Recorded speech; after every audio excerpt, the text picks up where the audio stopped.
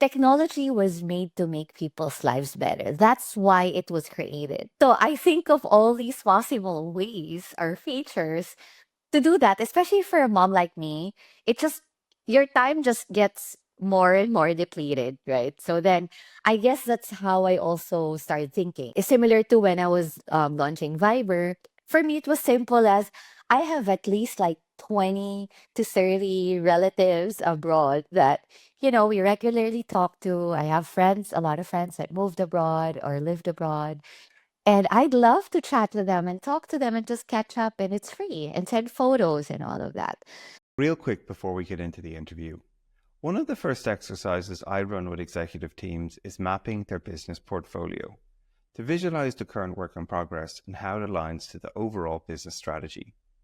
Now, without exception, every time I run this exercise, the gap between the current state and desired state is far wider than every executive believed, hoped, or even imagined. I've put the exact template to use, how I do this, and made it free for all of you to download by following the link in the comments. Go get your copy and let me know how it goes. Now back to the show. Welcome to the UNLEARN podcast. Today I'm honored to host Crystal Gonzalez, a powerhouse in strategy and growth who's built and scaled some of the most well-known brands across Southeast Asia. Crystal's journey is nothing short of extraordinary. She led the introduction and rapid expansion of Viber in the Philippines and Southeast Asia, helping to make it one of the most popular messaging apps in the region, with today over 1 billion users globally. Later, she brought her expertise to Honest Bee, driving its growth and leading its on-demand grocery delivery platform in the Philippines from Singapore. Similarly, she was the first CEO of Canva in the Philippines and helped it grow in Asia. After that, if it wasn't impressive enough, Crystal co-founded and launched Pikaroo, a super app transforming e-commerce and last-mile delivery in the Philippines, making deliveries happen in under an hour. Now, Crystal's embarking on her newest venture, NoneAway, which aims to tackle sustainability challenges in the retail and real estate market. In this episode, we dive deep into her experiences scaling global startups, navigating the challenges of high-growth environments, and what it takes to unlearn and adapt at each stage of building these iconic brands and positioning them well. She'll share more about NoneAway and how it's addressing some of the most pressing issues in the real estate market and society here. It's an inspiring conversation, so let's get started about what was a real prompt for her to start to unlearn. Enjoying the podcast? Don't forget to subscribe and follow us on YouTube. This way, you won't miss any episode, and it greatly supports our podcast. Who has done so many amazing things in their career, from building businesses to helping companies go to market. Obviously, with your work at Viber, bringing that to market in Asia is kind of phenomenal. There must be like 1 billion people probably using that app now, which must be a great experience. But then also building all these businesses yourself on the back of that, especially identifying opportunities through pandemics, and now you're doing great stuff in the real estate space. So many people probably, when they look at your career, they're probably going like, "Wow, like how did she figure out these steps? How like what was the plan that has allowed you to go and do these things?" But for you, when you look back on your sort of your own life, was there a moment where maybe at the time it didn't mean a whole lot, but in retrospect you're like, "Oh no, this was a real sort of inflection point in my thinking and how I took action." What kind of things jump out to you? Let me start with Viber because that's also a pretty amazing story and a start. That time I was actually that was actually the first time I think I ever really took a break. Um, I took a break for about a couple of months actually only. And Viber was headhunting for somebody to help them launch outside of where it was built, which is in Tel Aviv. And so I got to meet Talmon, the founder, and the first question I just asked him was, why are you in the Philippines? Like, what do you want to do? Why here? Is this available anywhere else? And said, no, this is the first. And all he said was, because the Philippines is the texting capital of the world. And it's true. That time, back in 2013, we were sending 1 billion texts a day.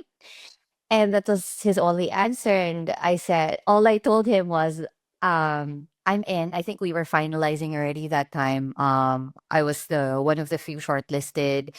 Uh, I passed that was the most aggressive, intense, I think, application in a sense of I got headhunted, but it was the first time I think that I was requested for I think at least five actual recommendations, and they had to email some long Q&A.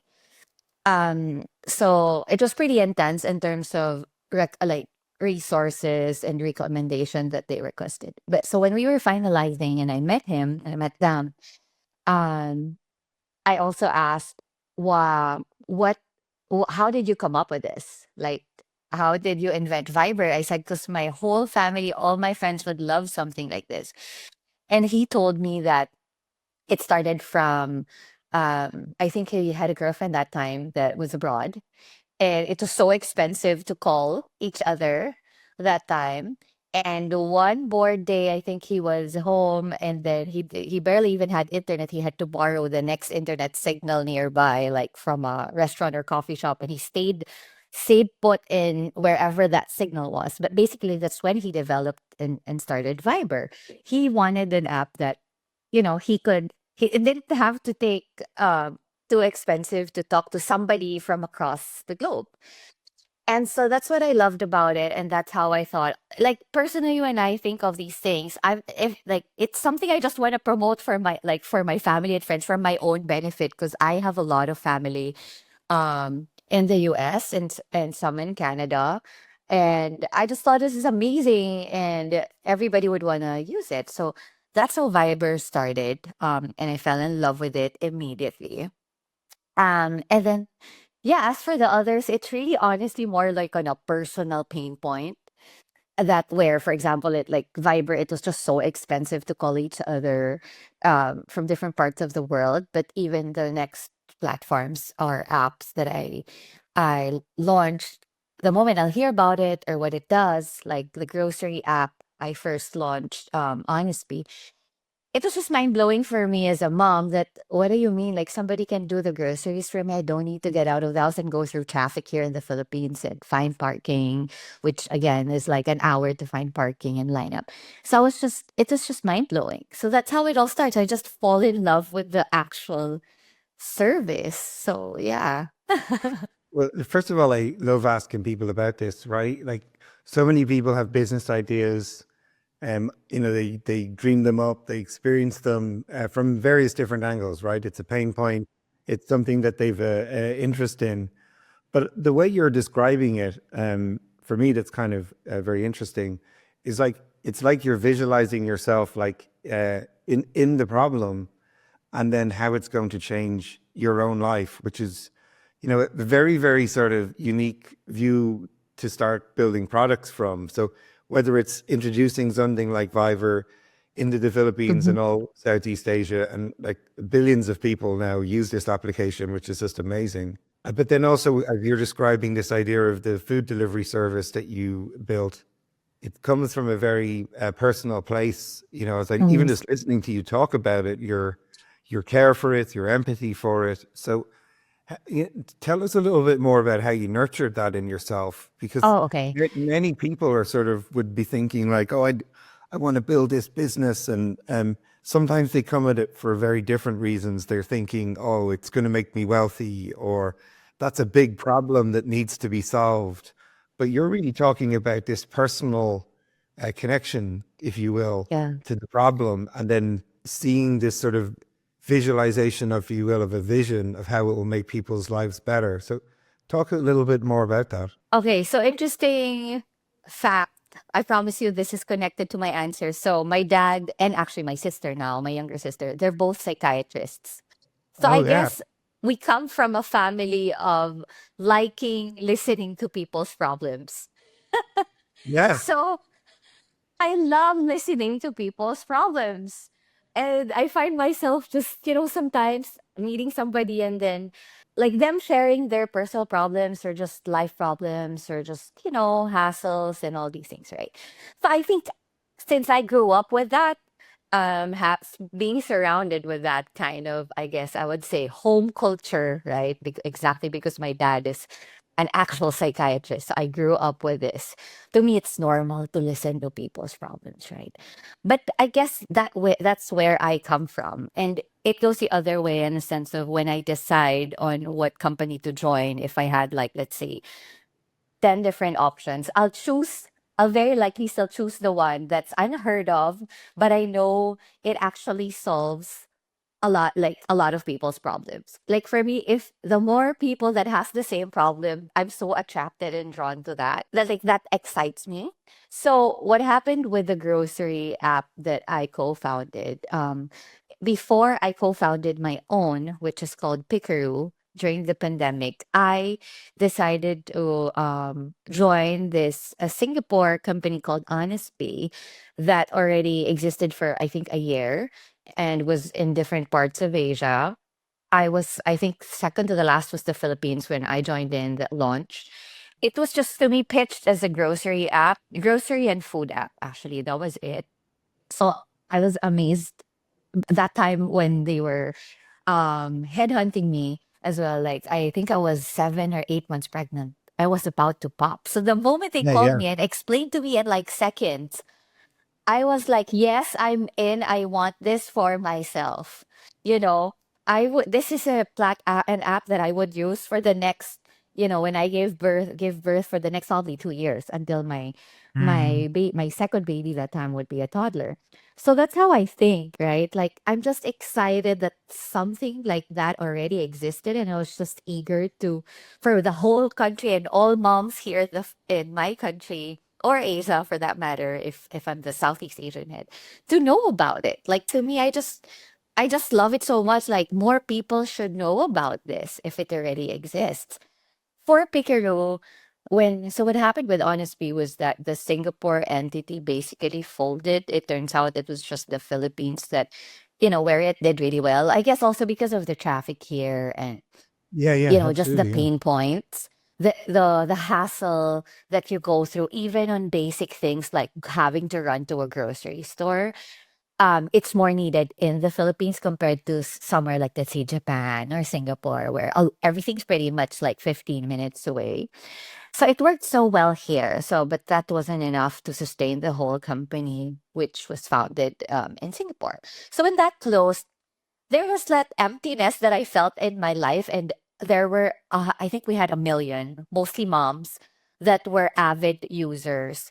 And there was just that emptiness. And, even I think 4 months after I've closed it here in the Philippines, like you would see people commenting, "Where is Honest Bee? I miss Honest Bee." Like there was just that emptiness, right? So and I tried to revive it or find investors that would want to invest in me and my team.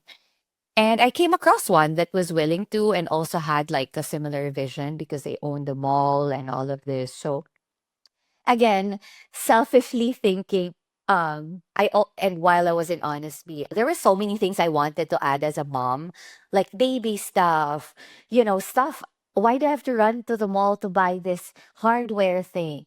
So when I was conceptualizing and I had the opportunity to build my own, so luckily I had found a co-founder that believed in the same thing and was also the investor for it. I was, that's when I went crazy and went like, what? Like, I want to be able to deliver anything you would need in an hour. You shouldn't have to waste your time in traffic and you know how parking is in the Philippines. Abroad, you find parking like seconds, right? In the Philippines, even to find parking and then to actually park there and get in takes another hour, especially during December. So it doesn't make sense to go out for anything. So that's how I think. It's more okay, people shouldn't have to go through this. Like for me, technology was made to make people's lives better. That's why it was created. So I think of all these possible ways or features to do that, especially for a mom like me. It just your time just gets more and more depleted, right? So then I guess that's how I also started thinking. Similar to when I was launching Viber, for me it was simple as I have at least like 20 to 30 relatives abroad that, we regularly talk to. I have friends, a lot of friends that moved abroad or lived abroad. And I'd love to chat to them and talk to them and just catch up, and it's free and send photos and all of that. So one of the main features that like I think I worked on with Viber, because I was actually the first and only person outside Tel Aviv. So, I was lucky enough to be part of even product ideation of certain parts, like the shape of certain parts of the app. And one of the main things that we were talking about were photos. How to send more photos in an app, because you couldn't do that before with MMS. It was text and then MMS, and it was so expensive, it loads forever. I was just so fascinated, and we were one of the first, I think, to launch that as an app, because I was telling them how Filipinos are obsessed with sending photos with each other. Yeah. And so Yeah. we made that feature where you can send a photo, 10 photos at a time, which doesn't make sense for other countries, I guess, or cultures, because why would you send anybody 10 photos at a time? But in the Philippines, you do, to your friends or for your family. And that's how we launched Viber, more than the free chat and free call. And of course, we love to chat and text, but the photos was what made it So popular. you know Yeah. what really jumps out at me though, even now, is the energy that you have around even talking about this, Like, I'm even so now. excited up to now. It's true, It, I it, am. Up to it's this real, but day. very, yeah, which again, which is like it's infectious. Like it's funny. I meet a lot of entrepreneurs, right? And people have their style about how they go about building these businesses. But to hear you like still getting as excited as if like the Oh, moment that you every figured out the time. photos or the Like, moment you figured out true. the delivery ideas of, you're deeply immersed in the experience that you're Mm, trying to create and solve. So how does that help you? As you say, mm, like you're subtly talking about some of the things about building a product roadmap, but very in tune to like the what the customer wants next. And mm, that's often one of the hardest things for many entrepreneurs or product leaders to learn or unlearn is they often have a premeditation of these are mm, the things that are the most important, or they've a 5 year roadmap already built out. And finding, one of the things the CEO of our studio, Mark, always says is you need to find the one feature that's going to pay for the next 10 features. And finding that first feature is actually the hardest part, right? Like to create the stickiness, the engagement, the scalability. So as you're describing in Viber, this jump from most people listening might be thinking, well, of course you'd share photos, but in the beginning, people didn't do that, right? right. They might send messages, they might do calls like Skype started out, but there was no, as you say, like the video to create more personal connection.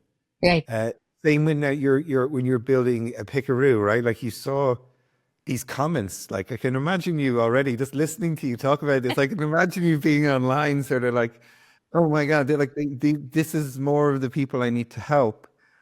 Right. And you're doing this sort of real time customer discovery research, and then ultimately turning it into a backlog of things that the team Yes. build. So talk a little bit more about that process. Like Mm-hmm. what were it's obviously intuitive to you. So how can other people Like, learn what that? goes Like, through my head. yeah, of course, it's I half the guess, fun of the show. It's asking okay, the these best questions. way I can explain this, and if you have kids, you would understand this. You know how our kids just imagine and scribble, or just imagine in their head and then talk about their imagination, whether they have an imaginary friend, or Always, yeah, confidently they're role playing, like whether they're pretending to be a doctor, a superstar, a YouTuber. These days kids yeah. pretend to be, a celebrity all the time, right? Think of it like that. And then if you look at real celebrities, actually they're actually real videos of them doing this as a child. I just saw one of Olivia Rodrigo, who is partly Filipina. Her Netflix documentary had this, of her concert, and they played a video of her as a child. actually pretending to be in a concert, and her mom in the background was saying, "What do you have to say to your fans?" So I feel like we all, and it happened, and they played this in her actual concert. I was so fascinated. Aside from the fact that she's partly Filipino, and every Of single course, you're Filipino proud. has Yeah. we're all singers, right? That's why we Yeah, win in I know that. karaoke challenges and singing challenges. So that's another culture. But the essence of, when you're a kid and there's no barriers of your imagination and thoughts and all that, I would say that's how I always started. And I never lost that from being a child of imagining. I kid you not, as early as I would say my earliest memories of playing, role playing with my childhood friends, I was signing checks. I was already like a CEO, like signing checks. Like I actually asked my mom to buy me it's from this like supply store for school supplies and office supplies, but I actually had real official receipts You with wanted that a because I ledger. wanted to sign. Yeah, like I had ledgers. I would sign it with my signature. I always practiced my signature.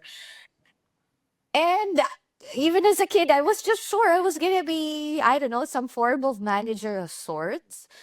And I just always like, yeah, I never was, I think my parents, I was lucky enough to, I think, be born first with a psychiatrist dad. But my mom was a homemaker. She was a stay-at-home mom. She used to be a banker. She decided to stay home to be hands-on with me and my sister. But I thought that was very powerful that I had parents that didn't make me feel like I was, crazy or in my head or Yeah, you just shouldn't be this or encouragement. that. They just let me be myself and be crazy and it even encouraged it.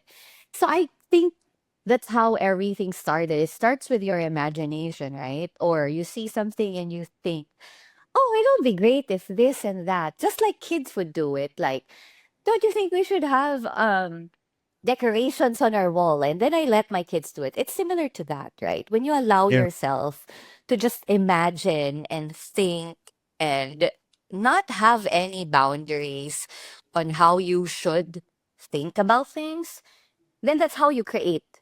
And that's also how you solve problems. I feel like all my inspirations as well, when I listen to them from Steve Jobs to now Sam Altman and all that, even initially say, even the whole Mark Zuckerberg story and all that, they don't go, I want to be a billionaire or anything. They just No. start with, they see something that there's something wrong, there's a problem. I feel like it should be this way versus how it is now. And similar to when I asked this to the Viber founder, like he answered it just simply. It was a simple problem or pain point or hassle that he just wanted to do. At that time, it was with his girlfriend that lived across the world. And I asked that with all the founders I've worked with historically. I had the privilege of also working with the Canva founders, Mel and Cliff, when I was in working as a CEO of Canva Southeast Asia. I did the same thing when I met them, and I said, "How did you make this?" And it was simple for Mel. She was teaching graphic artists, I think, how to use Adobe and all that. It was just too hard, and she just thought, since she was trying to teach it, also like there has to be a better, simpler way to do this, and she did. She was more a creative person, right? Than a product person. But well, luckily, one of also their three co-founders was the product person. So, and then Cliff, now her husband, the now husband and wife, is more the operational person. So it really just starts with that. So when I decide to launch these brands to bring it or to make it popular here in the Philippines, I just start with that, and that's exactly how I promote it. It's as simple as this thing is like if for Viber, I promoted it as free call, free chat, and I'm very specific on making people feel it on a personal level because that's important. I'll cite an example. When I launched Viber and I put out ads and SEO, SEM, I wrote simply functional, free chat and free call. That's it. It Yeah, barely that's what it worked. says in the tin. Yeah, Yeah, yeah, very it barely clear. worked. It was very clear, but it didn't work. And in fact, it went the opposite. It was so unreal to people here, and it was too much of a. I guess it's too much of a change because it's like, what do you mean, right? Like we're texting, like what do you mean it's now free on this app? Like they feel like there's a catch. Their first question, even if in all the materials, billboards, everything, it said free chat, free call. Their first question is, even in the events, is there a charge to this? Is it free? Even if there's a Right, right. giant It's sign. so transformational from the current It's world, they right? couldn't comprehend it, right? Yeah. But the moment we added a few more words, we wrote, and when we were studying our data, obviously a lot of people that were interested to use this first as the first users were people that had relatives and family abroad. So we changed our copies, even if it was longer, to free chat and free calls for your family and friends abroad or with your. So it was, we just added that factor of humanizing it, and then it worked. And then their questions started evolving to, oh, you mean I could chat with them for free? I don't need to pay per minute, per hour. And that's when the, so it, okay, what does that tell you? That tells you that if it's something personal and personally relatable versus just putting it out there on some functional thing, free chat, free call, versus free, be able to call or chat your family and friends abroad for free. Suddenly they get it. So for That's me, amazing, that's, though. Can I ask you yeah, some questions on that's this, right? 'Cause sure. this is sort of again like these are such great insights because I've seen in our studio people come up with great business ideas, but they talk about the features all the time, Almost right? robotic. Almost robotic. It's always like, yeah, faster intellectual property rights determinations, or get a speaker straight away into your virtual meetings, right? It's very like, this is what it does on the tin. It's like reading the ingredients on tomato soup. It's like four tomatoes, Exactly. and they struggle with this positioning, and then ultimately what drives the adoption. But just what you were saying here is it's very, very subtle, but it's massive about how also then not only when you get the positioning right, how the customer's questions change like drastically from this let's just call it like a defensive position where you're like, what's the catch? Like, why is it free? Like, what are you Yes. doing?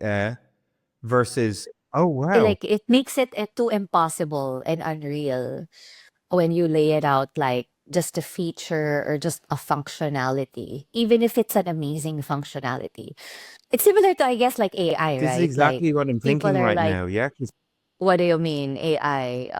What do you mean like robots will take over? Like for them, what do you mean it I don't need to manually do this and that and what a robot will do it for me? Like it's too much versus if you say something very specific that they can relate to, like top of my head. You can ask Chat GPT to fix the sentences and the grammar of what you wrote, that's it. Brilliant. Yeah. Make right? have better personalized Humanizing it, letters that you can send to people, personalizing like it. whatever, right? This is Yes. way, way more So powerful. for me, it's about relatability. We were joking earlier how you never told me in our upon our meeting in our bonding initial meeting and bonding in the van ride that we had together, and that's how I met you.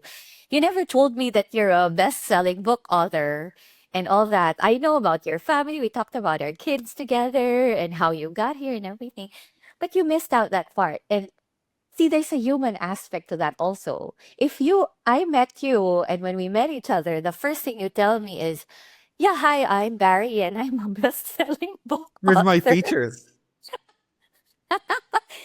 That's how people do Yeah, it. it's so funny. It's almost like introducing yourself as, hi, I'm Barry. And we did meet, and that we're like, yeah, why are you here? And you're like, yeah, I have this also accelerator, and I am yeah. And then we eventually talked to our kids. And then I find out after the fact that you are actually, even if it's a fact, right?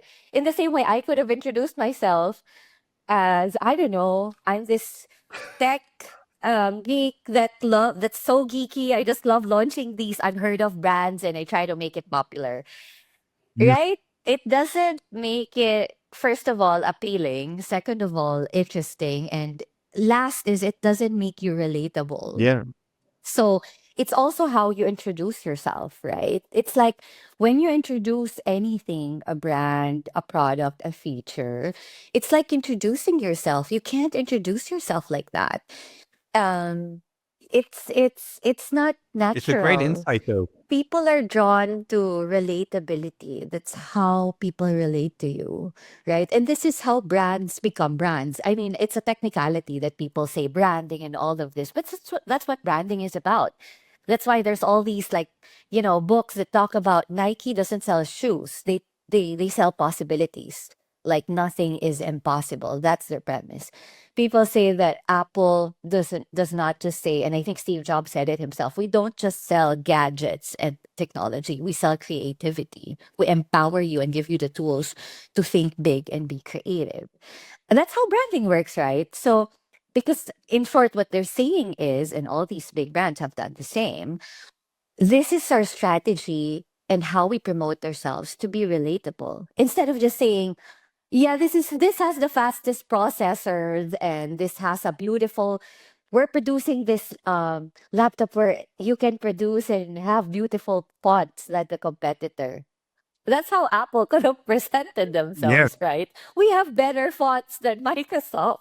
But they didn't come out saying that, which they did that it time, is. You're so right? right. It's exactly that example. Yeah, it's Yeah. funny because that's how OpenAI also started too as well, right? Like all they cared about with their model was they would just report these benchmarks, how fast it is, how much data how quick they can get responses, but nobody used it for years until they put the chat Yes. interface on the top, which is fascinating. So, but I need to ask you one more question now because you're sort of doing this, another version of this again, right? You've identified another, very interesting problem that you've experienced or felt or seen people experienced, especially in the Philippines market to start off, around real estate. So tell us, again, something in this space, right? Right. You've done all these amazing, Another another problem you problem found. that No, I tell me about found. this new problem that you found Right. and Yeah. how you've So gone about it. I talked about how even if I didn't, co-found or I didn't create it myself, I'm a fan of, just promoting and highlighting the problem. And, if I get the problem that the one who created it made, that, I happily like promote it here. So another problem that I personally went through, so a lot of it stems from a personal actual experience, right? So we after a little after the pandemic, that time I had a third kid already. I decided to expand and I thought it'll be better to have a more space for my family. So it starts with that. I started looking. And previously, the homes that we had were from the primary market from a direct developer. This time around, the dream home I found, which was newly built, was from the secondary market, meaning it's not from a huge corporation and developer. But I fell in love with it. I saw a YouTube video. That's how you found homes back in the Yeah, yeah, pandemic in the exactly. You Philippines, had because to we follow. were on lockdown for like 3 years. There were no schools, nothing. Like everybody's moved on in different parts of the world. In the Philippines, no, we were literally on lockdown. I couldn't even get out of the garage for 2 years. That's how bad it was here. So I found a home on YouTube, contacted the broker.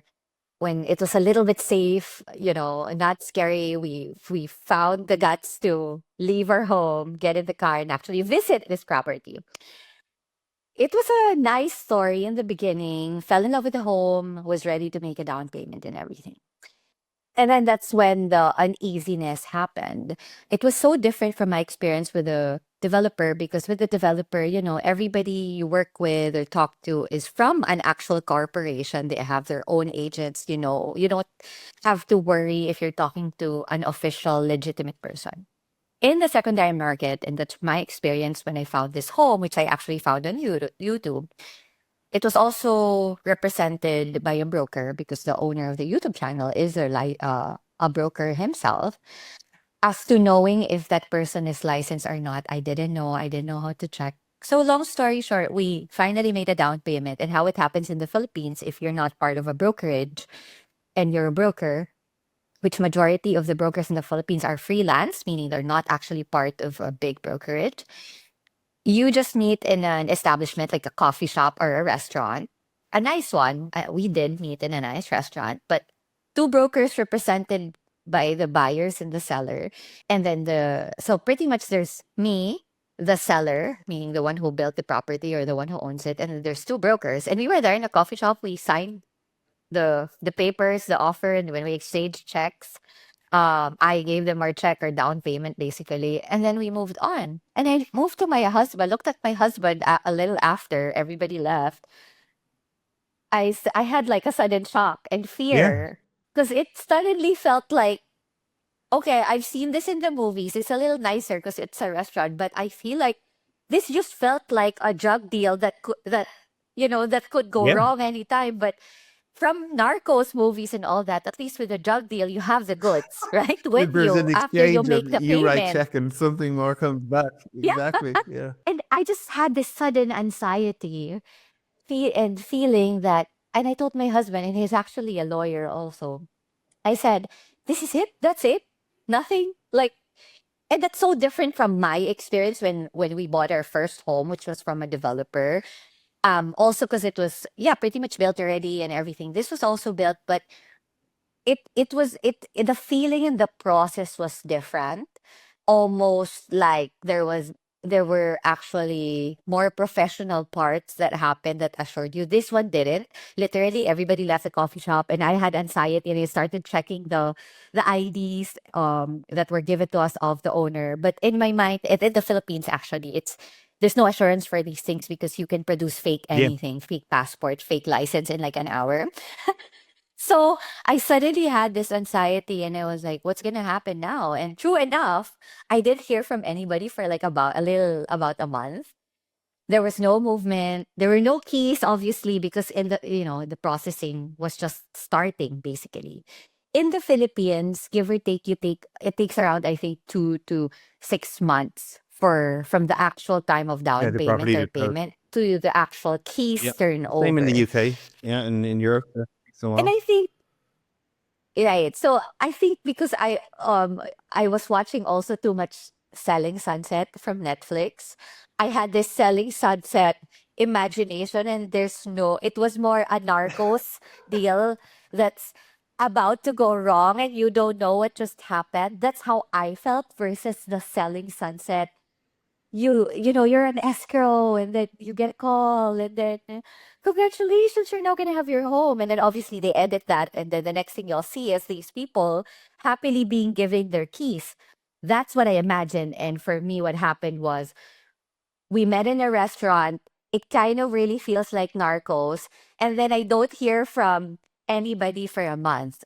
Oh my goodness. So that's when the real problem started to feel like this is a problem.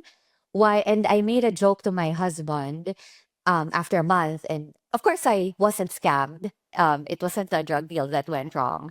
But the anxiety that I felt, it didn't feel No, good. no, Tom. So I looked to my husband after, of course, I heard back from my broker. And basically, he told me nothing was happening. There's all these delays from the government and the receipts and the taxes, just because there's no real process that happens. And it's pretty much like no controlled variables, pretty much, right? And that's where the anxiety happens. So I made a joke to my husband and said, and that time I was still running my grocery and food delivery platform. I said, how come I can get anything to you, to anybody, even a shampoo, in less than 30 minutes with a beautiful experience? You sit down, you don't stress. I get it to you. You even know where the Yeah, you can shampoo follow it. is and how far it takes to get to you, what part of the Philippines or the map it's at. How come when anybody that's buying a home, this is what happens? I mean, everybody goes through the same thing. You sign some documents, some do it in a bag, but that doesn't make it any less scary, right? At the end of the day, you gave huge amount of your life savings and money and there's really no clear, transparent way unless maybe some brokers are better than others where they regularly update you. but not really, there's no guarantee, there's no transparency. I think that's what I was looking Yeah. for, the transparency and almost a guarantee, or maybe like visibility on, let's say, timelines, right? It's sort of like building your home. You kind of want your contractor or your Yeah, see the road, or like your small architect to steps be of able to tell you, validation, right? another Like, thing moves along. right, or like, or what's gonna happen next. Just that transparency and visibility. That's what I felt was missing. And then as I got to know my broker better and then other brokers as well, that's because I asked him, like, how come I haven't heard from you? Or how come this is taking this long? And then he would tell me, and they also have their own set of pain points. First of all, brokers juggle too many things. They have like 100 clients, 100 listings, showing the property, doing the administrative work. In the Philippines, the brokers act as the lawyer, the banker. They're the ones who coordinate with the banks because they also get like a 1% for the bank loan. They're the ones who change and edit the contracts. They're the ones who do the viewings. It's very different. In America, just like selling sunset, you just see the viewing, beautiful ladies viewing, showing the properties. And then, somebody helps with processing. You get a call and go, we're on escrow. By the time you say we're on escrow, a group of different experts come in. There's a titling company, there's a financial Yeah, company. There's review the all these diligence. experts that Yeah, come in, like a yeah, SWAT yeah, team, to process everything from escrow to closing. And then so the brokers are also less stressed, or the salespeople are also less stressed because they don't need to do with all the other added, maybe some parts of it, but not all of it. In the Philippines, that's what they do. This is why it's harder to juggle and to project manage everything, because it's kind of like expecting the engineer to also be the interior decorator and the yeah, contractor. You can't do things that way. So that's when I started sort of obsessing about how to solve this, because I'm very operational because of the companies I ran before. Like running something like an Honest Beer, a picker, which is an on-demand delivery. We deliver everything and anything in an hour. There's so many yeah. It's a moving huge parts, supply right? So chain, that's lots of I actors. I've been, Yeah, yeah, and there's just so many moving parts and everything. There's so many things that can go wrong, especially because you're trying to deliver it in 30 minutes versus, let's say, in 3 days. So I'm used to that mode or way of thinking because I've been doing that for almost 8 years, running those kinds of companies. So for me, it was very simplistic in a sense of I looked at it as these are the requirements don't change. These are the processes, and these processes don't change. Over the last 50 years, the beauty of real estate is it's been the same process for over 50 years. It's the same requirements, it's the same legalities that you need to go through. It's just that there needs to be tools that match what needs to be done. And when I would talk to the brokers that do it, what are the tools that you use? They use Viber, which made me happy and glad, but you cannot they possibly design their rely on brochures with Viber Canva. for They everything. order their lunch while they're And then, working with yes, they Figure. work on. So I was okay, okay, I'm happy. You guys support, the brands that I loved and launched, helped, promote as well. Canva, Viber, and then of course they use things like Google Docs or MS Yeah, Word or Google Sheets for the other stuff. But it wasn't meant for especially a Philippines setting and structure of way of doing real estate here. The next issue I wanted to solve was, why did I have that much anxiety? It's because I didn't feel safe, because in the Philippines, it's known that there's 120,000 published or reported scammers or fraudsters in real estate. And this is the actual reported number, right? And then, of course, on TV, on the news, then you get more scared because there's all these people crying. Their life savings were lost because they paid the down payment to a scammer that they didn't know, obviously, was a scammer. This is why, even if I was dealing with a legitimate broker, up until I got the keys to my house, there was just that uneasiness and anxiety, almost real fear, because you know that there's a lot of people there out to get you and to get your yeah. money and your life savings.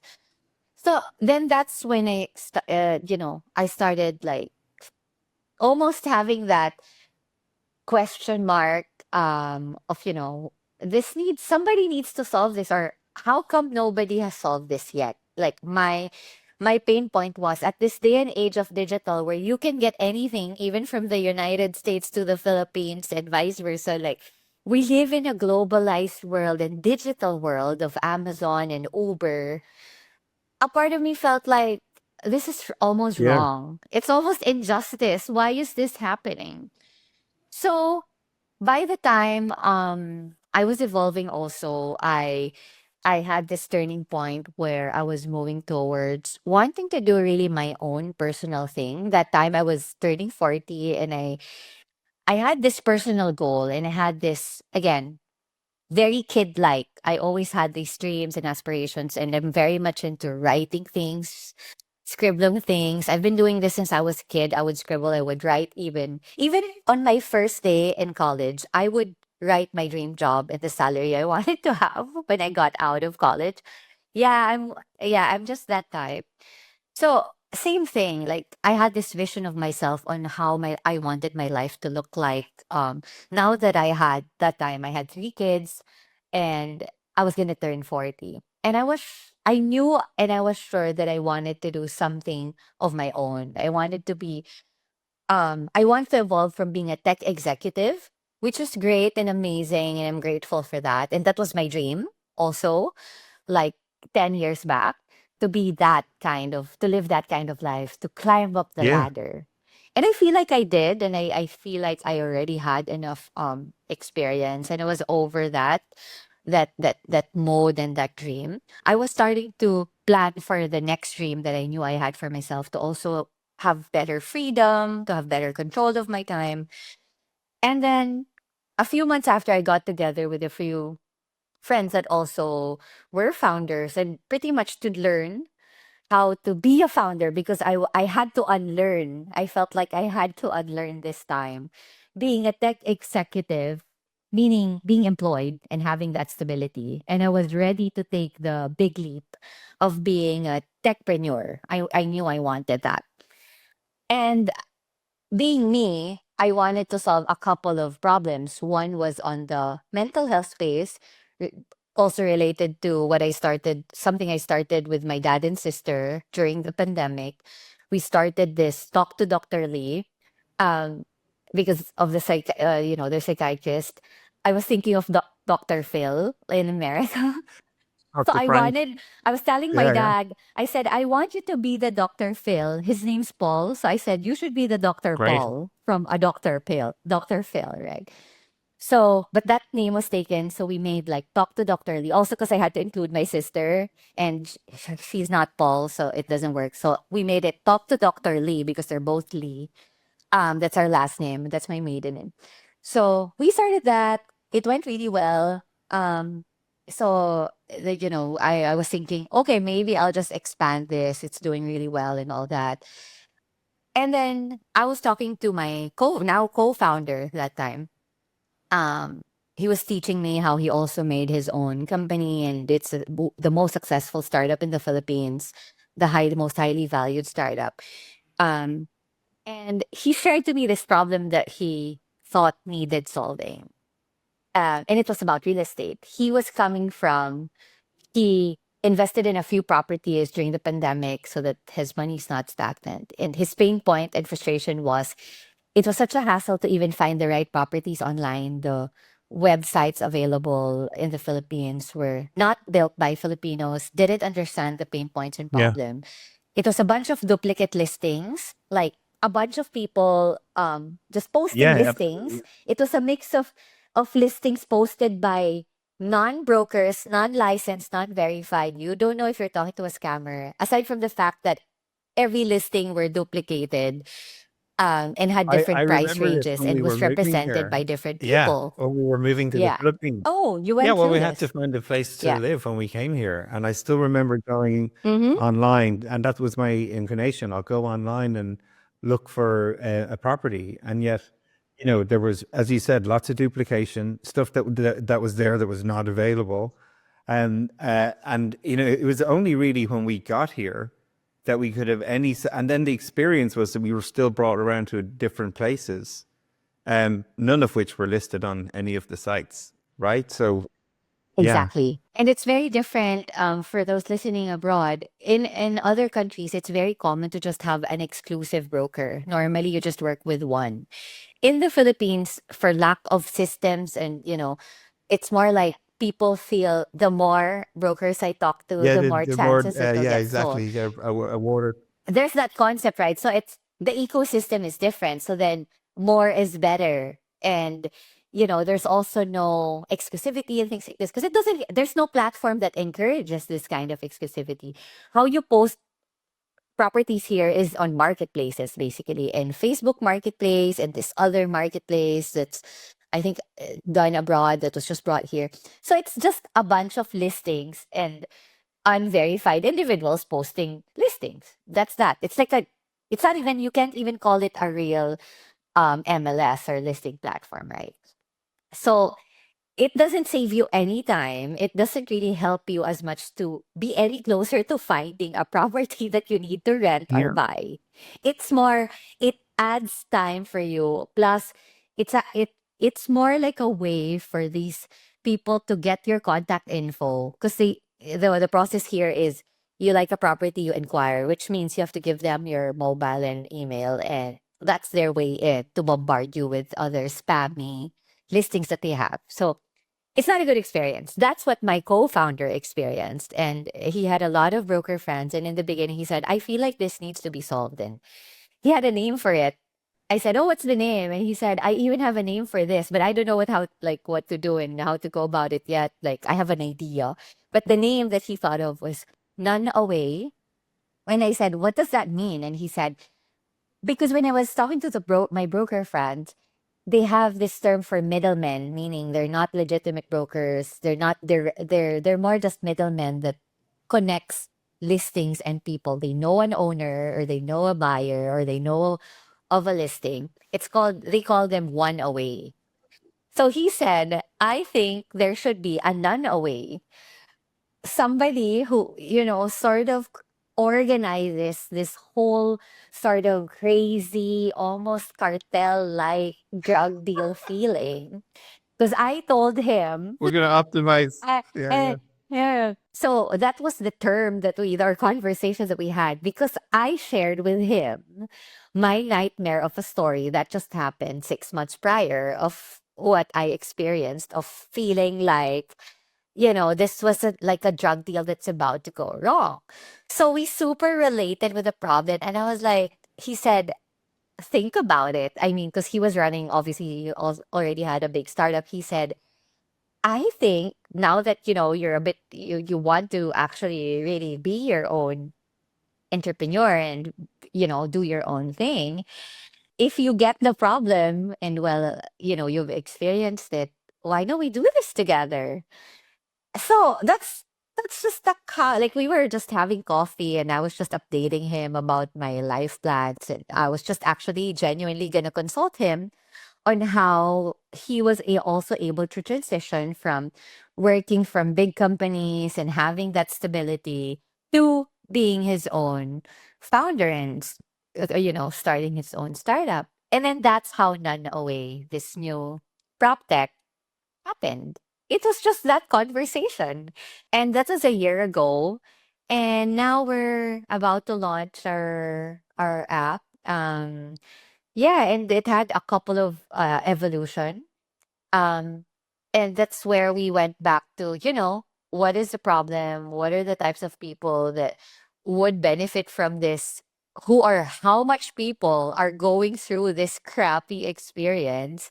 And what is the best way to, you know, make it even just a little bit better? Honestly, the benchmark is the standard so low. I was like, in my mind, any improvement we can sort of offer will already be better than what it is right Well, now. So that's how this well, look, started. I have no doubt, from just the way you even talk about this problem, what you've done before, the team that you're already starting to build around this, that you're going to do something truly amazing. I would encourage everybody, when they listen to the show, go check out NoneAway. It's going to be an amazing product. I'm certainly going to use it if we have to move houses or if we ever end up buying property here in the Philippines. Look, it's been amazing to have you on the show, Crystal, and share so much of your insight. Everything from, taking these products that are in their very beginnings and finding how to scale them, how to position them, how to get people to connect and understand what they're about. It's been phenomenal to hear, your lessons, and we wish you all the best with NoneAway. I'm sure it's going to be another fantastic business. And thank you very much for sharing your story on the show. Thanks so much, Barry. I appreciate it. This was fun. Great. Thanks so much for listening. If you found this episode useful, make sure you subscribe on Apple Podcasts, Spotify, or your favorite podcast app. Please consider leaving a rating or a review, as it helps others find our podcast. For more episode and details about the show, visit barryoreilly.com, and we'll see you on the next episode.